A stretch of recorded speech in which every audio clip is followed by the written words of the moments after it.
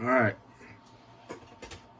so I have found a great way to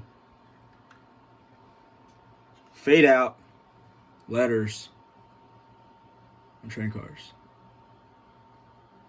Tried the whole microsol thing.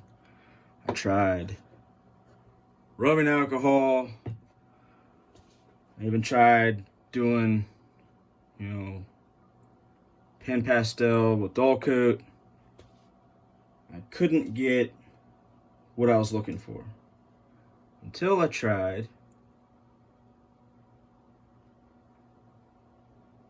fingernail polish remover.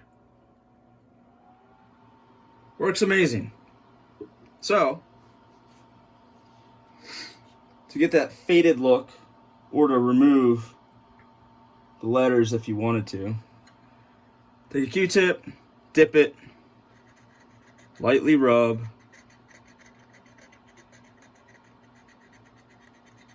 and the lettering starts to fade out. You can rub side to side, you can ride up and down. Doesn't matter. Just a couple tips. I'm doing it because I was starting to get agitated because I couldn't get where I wanted with the lettering before I start weathering it.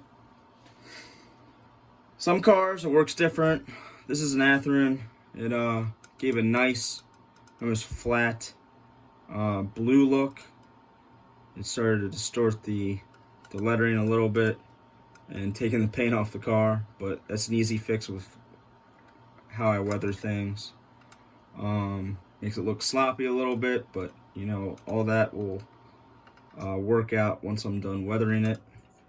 But yeah, just wanted to share with you guys that little tip. I still gotta take the stuff off that side, but easy peasy, lemon squeezy. Hope that helped. See you on the next one.